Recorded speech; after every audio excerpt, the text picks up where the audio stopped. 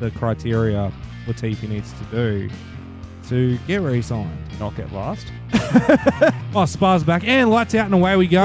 And Lewis Hamilton is halfway to space. Personally, go IndyCar over Williams. Yeah, Grosjean Zhu? Guan Yu Zhou. Guan Yu Zhou. No, Zhou Zhou Guan Guan Yu. Yu. I said that the first time. George was already sitting in that seat. Look, I don't agree with it, but you've asked a question. I'm trying to find a way to justify And I'm just it. trying to absolutely tear your answer apart. G'day, and welcome to Formula Bums, where this afternoon, Andy and I are previewing nothing. Nothing at all. There's been the environment has been not great overseas at the moment. So, Andy, how are you, mate? You look sick as a dog. Man, I got sick yesterday pretty badly, and I'm still on the mend. But I'm not going to miss this. Not with how important. Not with how important it sort of is.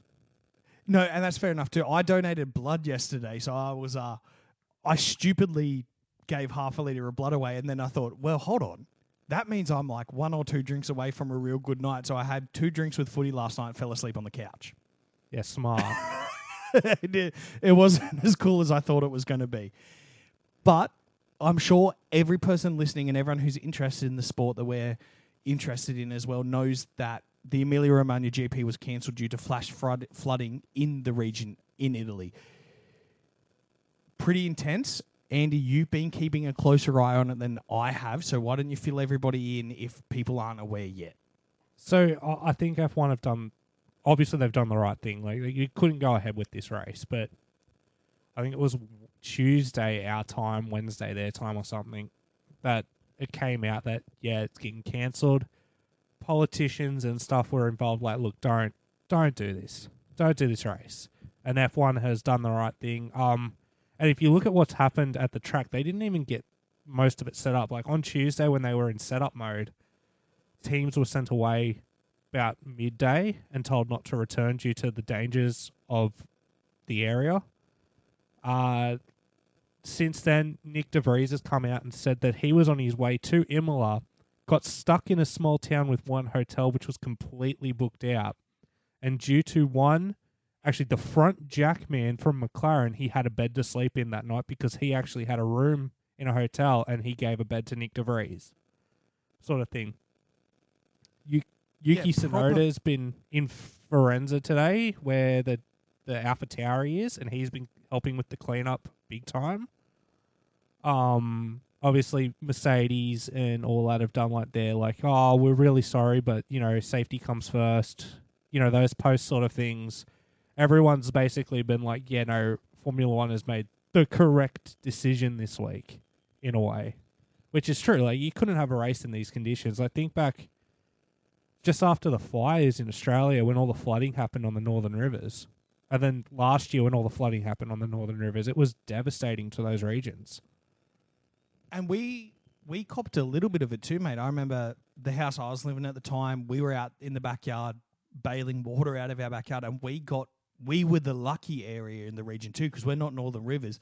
We were lucky, and my house still went under, and yours ended up taking some damage too, and we were pretty damn lucky in that situation.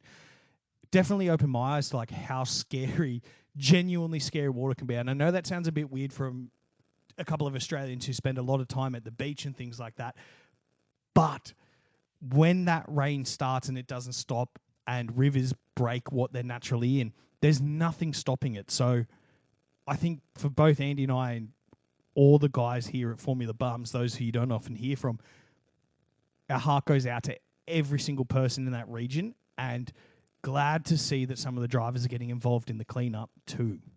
No, it's completely, it's exactly what they should be doing. Not everyone is high and mighty in this situation. Like, we're all in this together, you know what I mean? And we will put in the description a few links to donate some money. So if you've got a spare couple of dollars, feel free to drop, $5 to them, because every cent does help.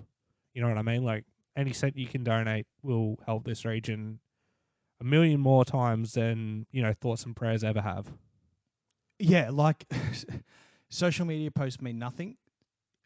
It is one of those situations, and we've never in our history asked for any form of money. But if you have anything to give at all, throw it through those links because it goes to people like us and you, the listeners, the people who are living in these regions who don't matter, who never, like, these are all the people in that region are statistics on a page to us, but they are human beings too. So if you can help, please reach out and help in any way you can. Andy and I are both going to be throwing some money that way too.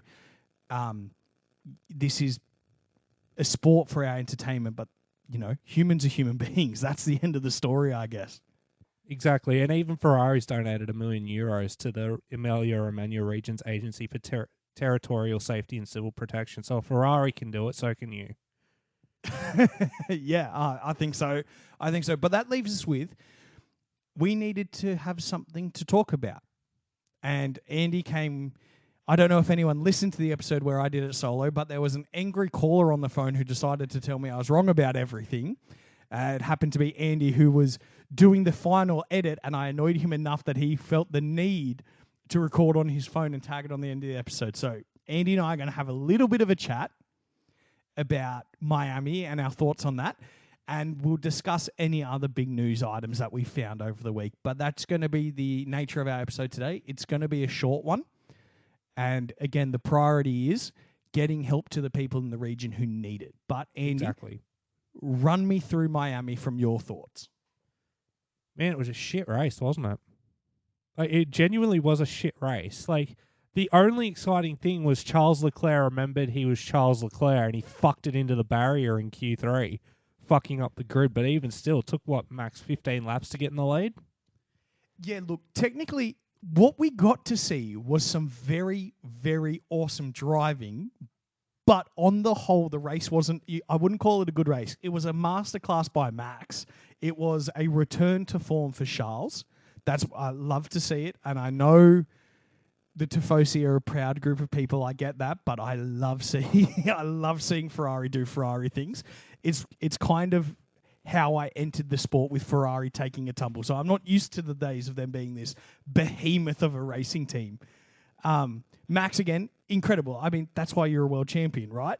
Because you can turn what should be a very exciting will they, won't they race into one that ends in 15 laps. Yep. But do we really want races ending in 15 laps these days? Like, No, not at all. No, not at all. I am saying that while overall it was boring, watching Max do that just goes to show like what that kid's bloody capable of in a car. I know, right? Like, it's crazy. But there were some positives out of Miami. I can't remember them off the top of my head. I do have something I remember. Go. We got Little Rocket's debut in his latest video. The rap. Oh, no.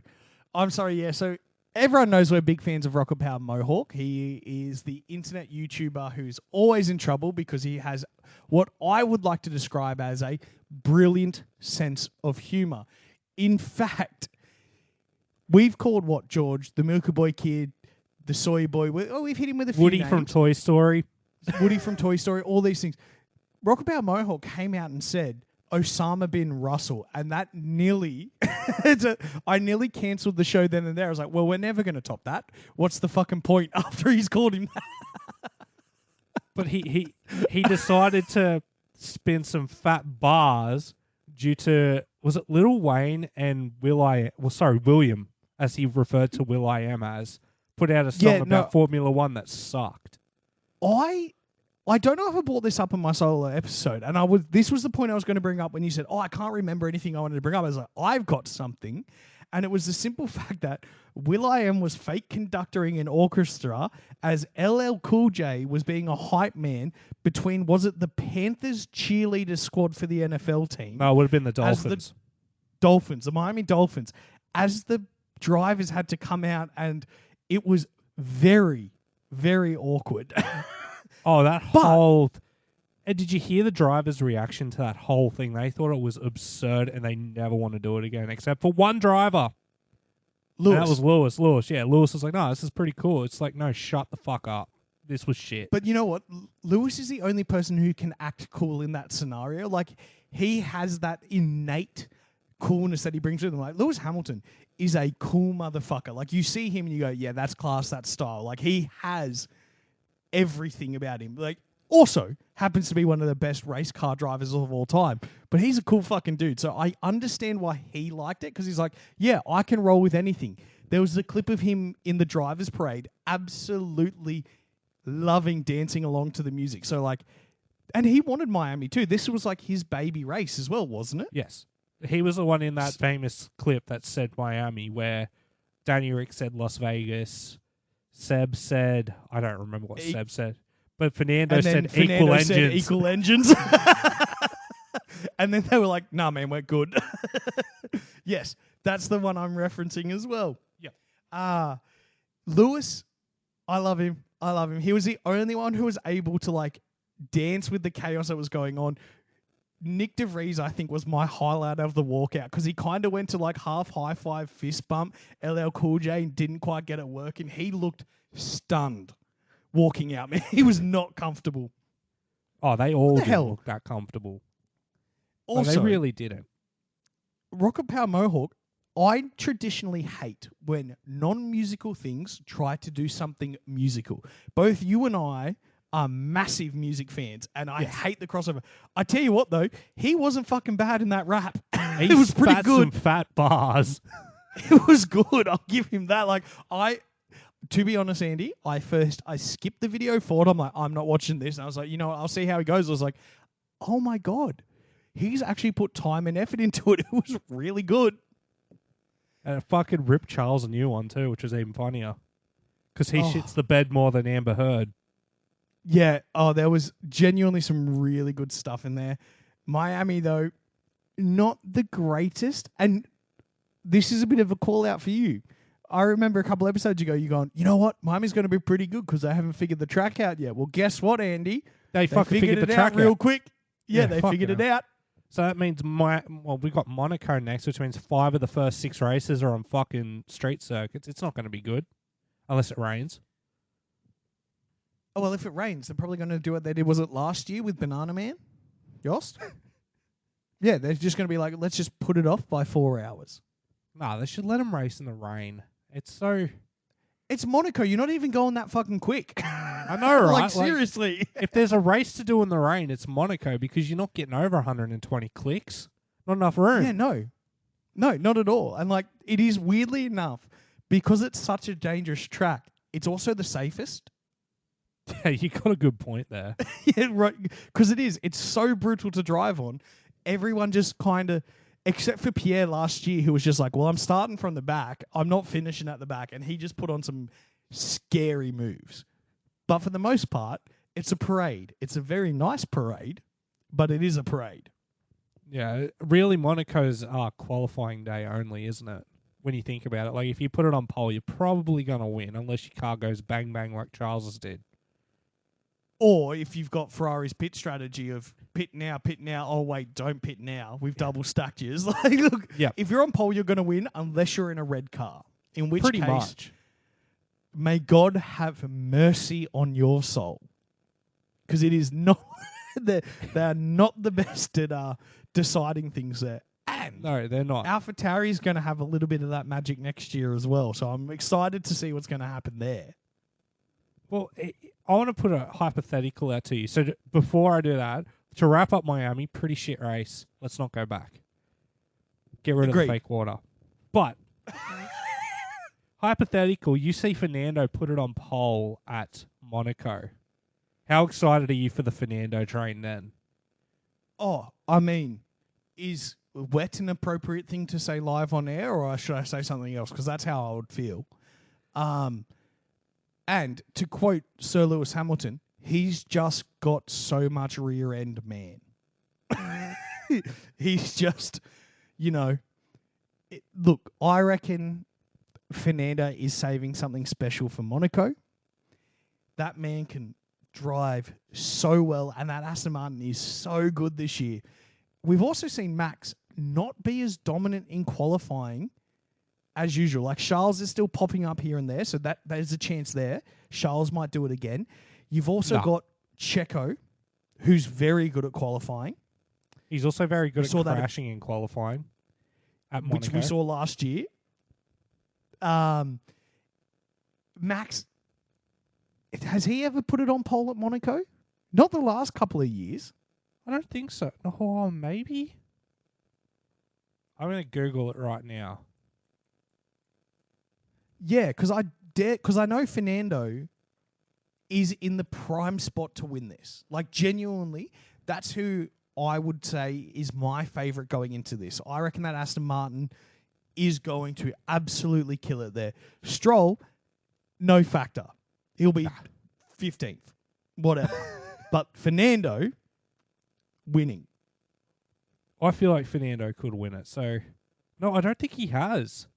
The 2 years he was tipped to do it, he didn't do it. Right? So that's what I'm saying. Like, I love Max. I'm a massive Max fan. I now own Max merchandise, thanks to you. Thank you again. I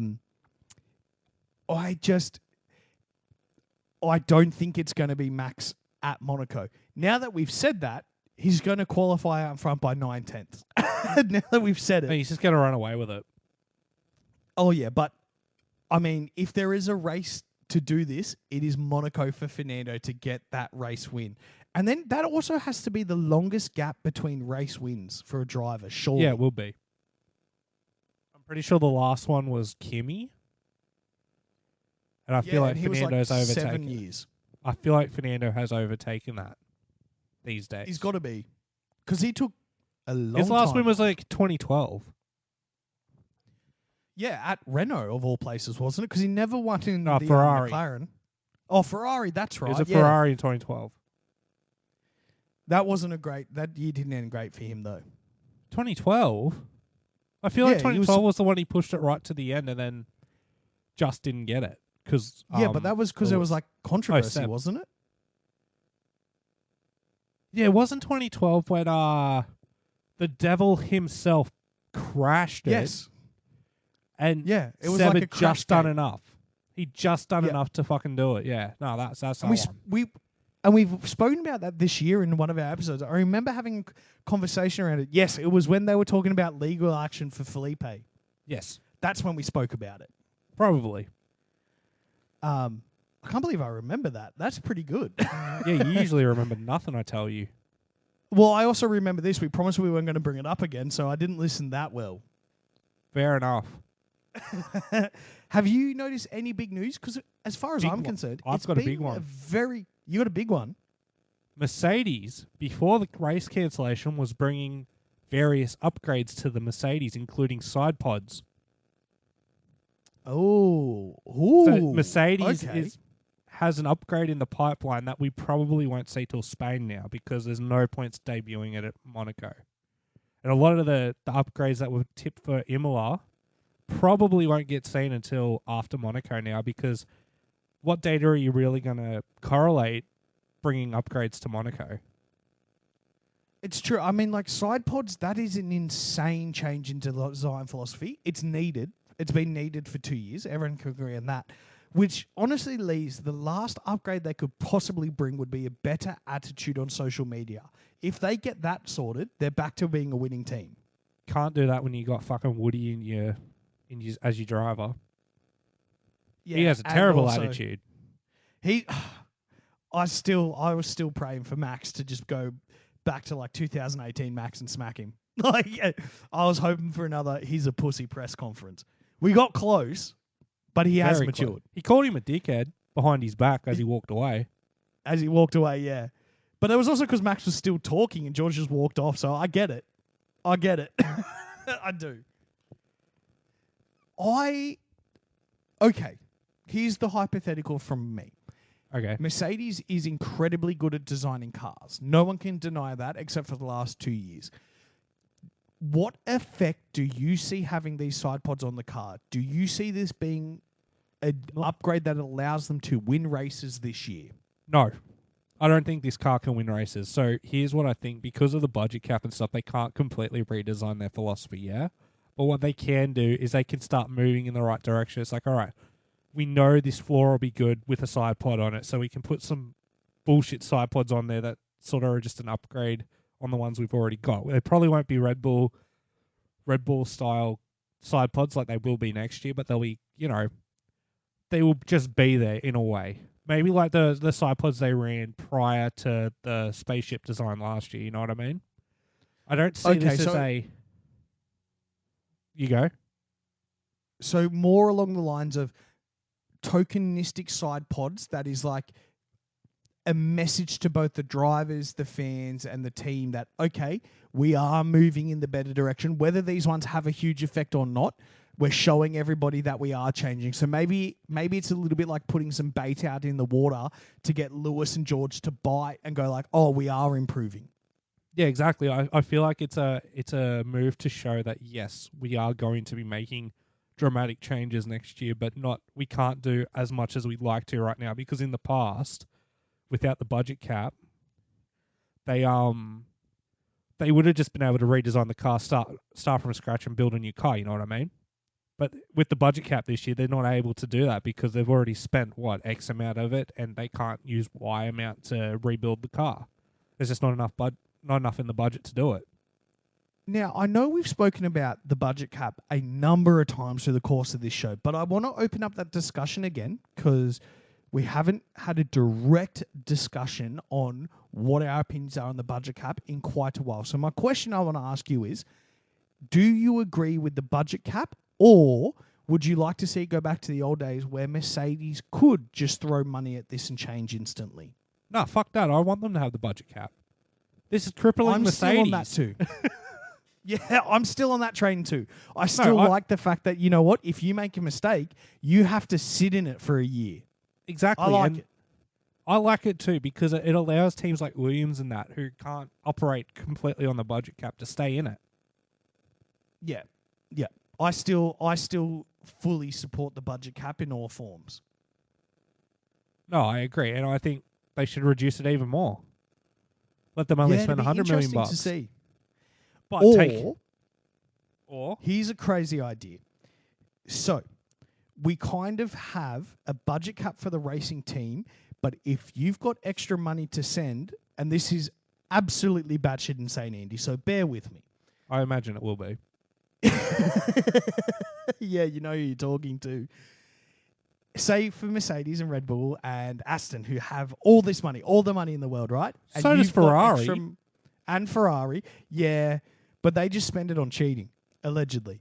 F1 goes, okay, there is a shared workspace, a shared design building that you can go into and develop whatever you want, but it's open source. So if you've got extra money and you want to really design some crazy shit, you're allowed to, but you have to send it to everybody.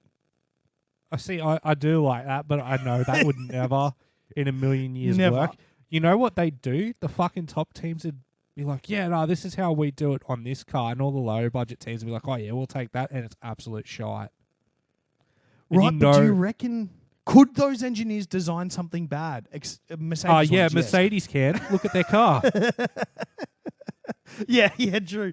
But, you know, I'm just saying, because, like, one of the good things about F1 is that it is human design at its absolute peak. Yes. And these teams do have that money sitting there that I'm sure they want to spend. So it's just me coming up with ideas being like, no, let them spend it. But then they have to send it to everybody else just to see what would happen. Because having designs is one thing. Knowing how to implement them on your car and get the best out of them is a whole nother skill set. Exactly. Look at Aston last year when they copied Red Bull and it didn't work. Exactly.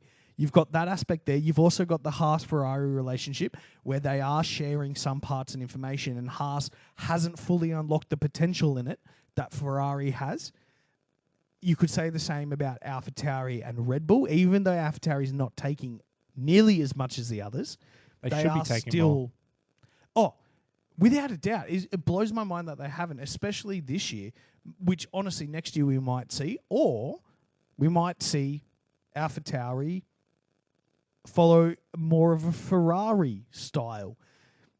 I doubt that. I think with the way that the cars are designed, AlphaTauri, because they're using that Red Bull engine, should just try and get as close to that Red Bull as possible, because that works. Theirs doesn't. And Ferrari's works with a Ferrari engine. Because the other thing you're not taking... The engines are all different. You know what I mean? Like, the Mercedes engine is a different design to the Renault engine, which is a different design to Red Bull, which is a different design to the Ferrari engine. Like, they're all different shapes, sizes, and they fit in the cars differently. Like, think back to when, I want to say it was Aston, when they were like Racing Point or something. They got them as, they were building part of the car, but it wasn't fitting in correctly. I want to say it was Aston back then, or it was one of those like low-lying teams as a customer team. They were building the gearbox on top of the engine, and it just didn't fit in the car. It didn't look good, and it showed because the car sucked dick. You know what I mean? Like, it was not fast. It was towards the back of the field the whole time. Yep, and another one to add to that, to give more information to your point, is when Red Bull was with Renault, back when it was the Renault days, and their chassis design didn't allow the engine to cool itself properly when Danny and Max were there, and that's why there were so many engine blow-ups, because the engine didn't fit in the shell properly, and they weren't willing to change the engine or their aero philosophy. It was impossible to change them to make it work properly, and that's when we saw Danny's car blow up a lot more than Max's at the time, because Danny was a faster driver too. Exactly. So the marrying of those pieces is incredibly hard to do. Like, these cars only have on them exactly what they need to work. So there's no redundant pieces. If you don't get it perfect, that's it. Someone else has, and it's over for you. Exactly. And it's showing this year, because fucking Red Bull have clearly got it right and every other car hasn't, because they're finishing the race, 20, 30 seconds ahead? Yeah, back to Miami a little bit. The one part neither of us have touched on is some of the helmet designs. What did you reckon of some of the helmet designs for Miami? The only one I've seen was Lando Norris's golf ball. That was the only different one I've seen. I didn't really pay much attention. Lando had the beach ball. One of them had a golf ball. Yeah, one of them had a golf ball. And Lando likes had golf. beach. That's why I thought it. Oh, Albon does too. They all like golf. They're rich, man. Yeah, true. Rich people I like golf. can't stand golf. Yeah, I like playing golf, but I like it out there with the boys and you're drinking beers and you're not doing well. You know what I mean? Like, that's a fun really day. But golf for poor people is the cheapest way to go car racing, because you can hire a fucking golf cart for like $10. And those old people aren't looking at what you're doing in it. And then, I'm not saying this is what I've done, but for anyone listening, you can just walk onto a golf club 2 days before, go find a quiet spot, leave an esky full of beer with ice in it, allegedly, and then race golf carts for the day. They can't stop you. Are you stupid? You can just literally put the esky on the golf cart, because you're going to take the golf cart, pick your clubs up. That's such a good idea.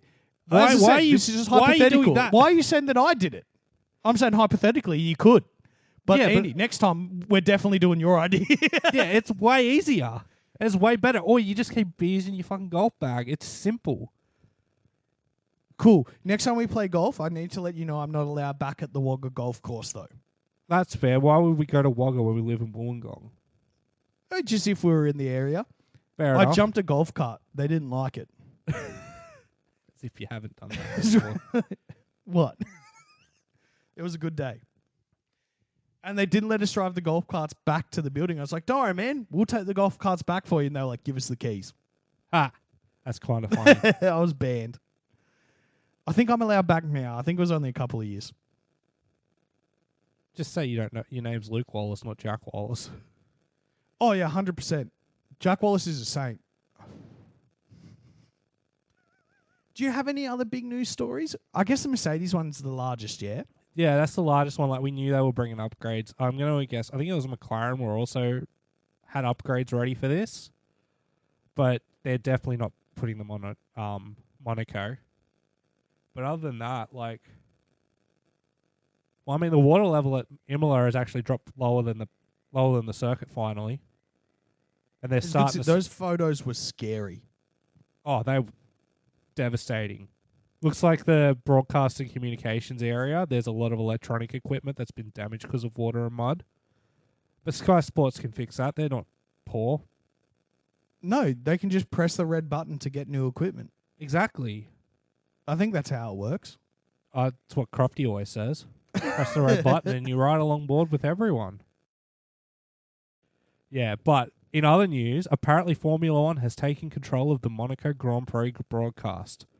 Gone are the days of something exciting happening and cutting to a replay of Lance Stroll. I mean, it's a step in the right direction, but let's not pump too much gas up Sky and F1's broadcast capabilities, because they're also pretty shit, but they are slightly better than the Monegasque ones. Well, I mean, when you're cutting away from the only overtake on track that year to a replay of Lance Stroll going over a bump, I mean, you're not doing your job right. I think I fucking threw something at my TV. That's how mad I was. I was just like, you dumb asshole, it's not production. No, I'm with you, man. It's going to be better. I hope Monaco's a good race, but you know what? Let's leave the Monaco chat there, because we're going to do an episode previewing it next week where we're going to have all the information, all the historical stuff that we normally do. So we'll leave Monaco right there, and I think this is a perfect time to wrap up. Oh, you got one more thing. Do you remember what Alpine's plan is? How many races? It was the 100-race plan beginning last year, which I believe gave them 5 years. Yes. Do you know what race they're currently up to? Because I do. They recently released it. 35? This is this race would have been the 25th race in their 100 race plan. So Monaco will be their 25th race. They're a quarter of the way through. They have gotten better. They have? You reckon? Yeah. Look, I mean, this year's been pretty harsh on them. The car itself is looking better. Like, Miami was a better weekend for them. It was a double points weekend. I mean, you're not wrong. So, do I think that the plan is working? Yes. Do I think it will come to fruition? It's still too early to tell. Like, this sport changes every single year. If they keep on the same path, I would say by race 100, they will be winning some and being up there. That's if everything goes to plan. That means that the new engine regs line up with them. That means that all the developments they're bringing line up with them. That means that every decision the FIA can possibly make around rules and regulations line up with what they're anticipating. If that all goes to plan, it is working. You can never guarantee on that in this sport, though, so I don't know. No, what do you reckon? I think you're right in that. I think that there's still a lot of work to be done for Alpine before they're the fourth contender. I think they're a fair way away from that, but I mean, they're moving in the right direction, I guess. There is one thing they could do at the end of this year that would push them in the right direction even more. Get a better second driver. Basically. But other than that, I think that like Pierre Gasly's a gun. We know that. We love Pierre. Love Pierre. Should you know what? No, we like Pierre because he likes us. That's fair. Because he likes everybody. He does like everybody. But yeah, no, they are, as I believe some motivational speakers would say, on the path. This is the way. Time to wrap up, my man. I think so. We'll be back, Yep. next Friday for our Monaco preview, hopefully? We definitely will be. So thank you very much for listening. You can find us on social media at Formula Bums everywhere except for Twitter, which is at Bums Formula. We have our website up if you want to come and have a little bit of a look at what we look like and what other things we've been up to. We have another show, Bums on the Bench, which is a mix between basketball, football, making each other laugh. It was a good time. We just did a fantasy draft for an Australian version of football, which was a great time. So if you're an Aussie, you'll love it. If you're from overseas, you'll enjoy the NBA stuff, which Andy knows all about. And again, a reminder, there are donation links in our bio to help the people out in Italy at the moment.